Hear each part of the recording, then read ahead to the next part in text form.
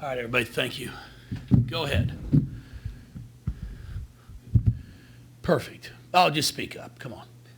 No mics? We kind of already got in trouble with Brett last night. Yeah, we've been on mic reprimand. Turn it on. I heard you. I got in trouble. I'm the candidate chair. Here we go. All right, Coach, here we go. We're live and on camera. Let's talk a little bit about that game that Emily Hingsler had tonight. She was just unconscious in the first half for you all. Yeah, she played well. She really shot the ball well, and I thought her teammates did a great job of finding her, and that's part of it too. Of her 7 made field goals, all 7 were assisted. So that's what you have to have. It wasn't like she was out there creating one-on-one and coming up with some spectacular moves. She moved well without the basketball. Her teammates found her, and then she knocked down open shots, which is a big part of it. But I was really impressed with how well we passed the ball tonight, especially there's one situation there in the first half where I think she had hit two shots in a row, and Haley drove down the right side, drew a defender, and knew the one that came and helped was Emily's and kicked it to Emily. And that's the basketball IQ that we're going to continue to grow and show, because that's not a set play. Like, there are things you don't have set plays all the time. You got to play basketball, okay? And I thought there for about a 4-minute stretch, because they were switching up defenses, they were extending their 1-3-1 out. You're not just going to have a zone offense. You got to play ball. And we made some spectacular reads, our guards did, and then Emily knocked down some big-time shots. Emily had the double-double yesterday, and she follows it up with a 20-point performance, going a perfect 4 for 4 on 3. Do you think already 3 games into the season she's starting to become a little bit more comfortable in her new surroundings? Well, I think that's part of it, and her teammates are great. I think she said that during our media day, too, that, we have a really welcoming group. They want to win. Our returners that were here want to win. And then when you can bring somebody like Chelsea and Emily and you find them in the portal, it's a huge bonus for our program.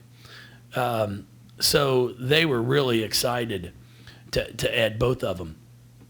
And then you bring in Peyton, and it's just you've got a pretty good group here who, if we continue to mature and continue to get better at both ends of the floor, we have a chance to be pretty good. Jeff, I guess talking about the defense, I guess there was a point where you all were willing to let them kind of take some threes, because I guess they had to prove they can make them. How much of that was, by design, or just something that you just saw something that's like, they're not going to beat us that way? Well, we weren't ever trying to let them just take threes. So unfortunately, that's not saying much for our defense. You got lucky? They had some open shots that we didn't want them to get wide open shots. They missed some, there's no question about it.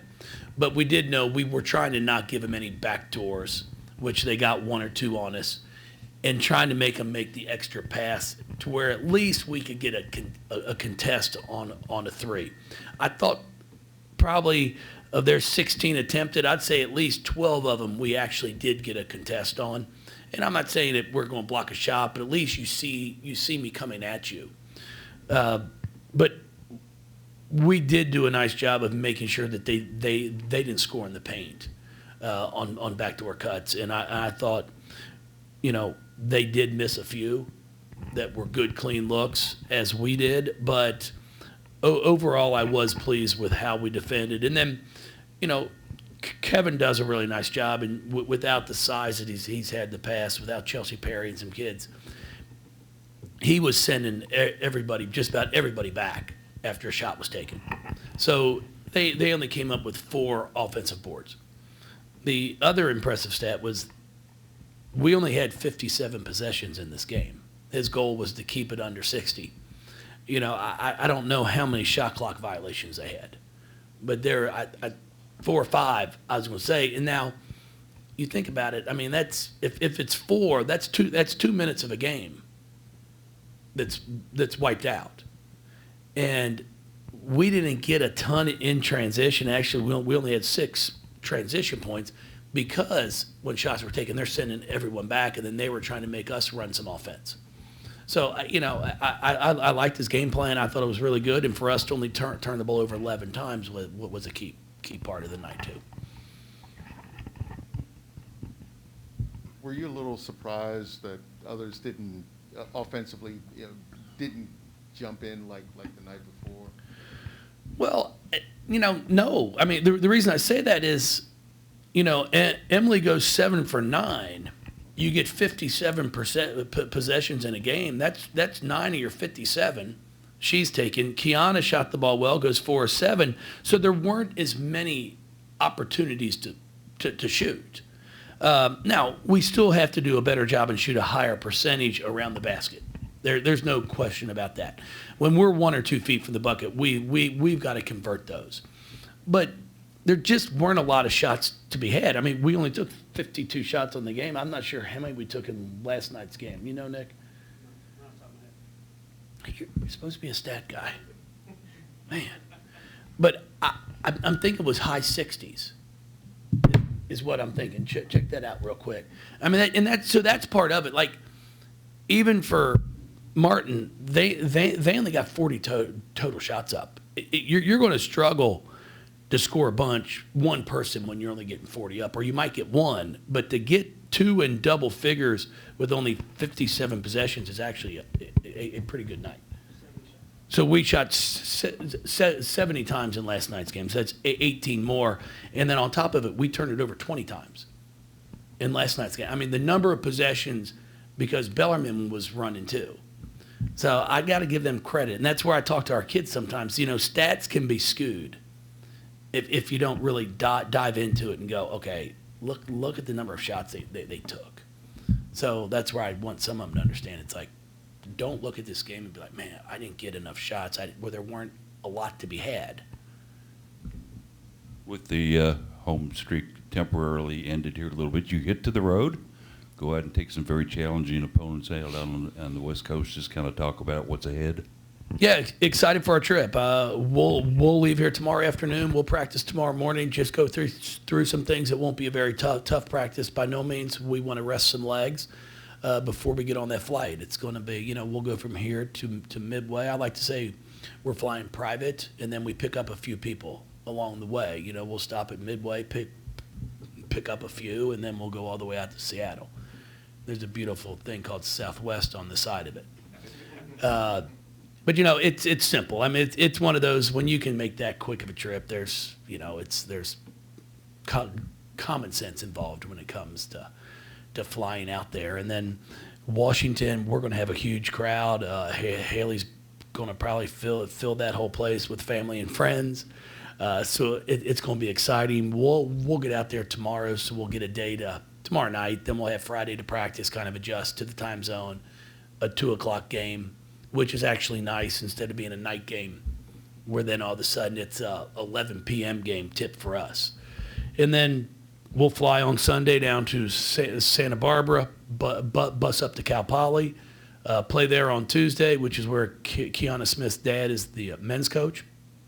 So she'll be able to have family and friends there. And then we're just trying to figure some things out with what's going to take place with the rest of it. Any concern about tired legs when you have, I guess, one game out west, come back for 2 games, and then go back out to the West Coast again? Well, we're hoping to stay out. If we can get some things worked out with the Almighty, that'd be the NCAA. We're trying to, it's one of these things where a day off is not considered when you're on the road. But like, we're playing on Tuesday, and then we're going to take Wednesday off. We're just going to be down in Santa Barbara area so the kids can just relax. But because we're not at home, it's not considered a day off. And then Thursday on Thanksgiving, we're also not going to practice. We've got a little activity for the kids to enjoy and have a nice time. And then Friday, we're planning to fly from L.A. to Denver. Then we'll practice there in the Denver area. And then Saturday, start working our way to Fort Collins instead of going back and forth. Because I agree, it'd be tough to play Tuesday night, fly back on Wednesday, take Thursday off, get back in a plane on Friday, go back out west. So we're hoping that some common sense prevails. Can't guarantee it, though.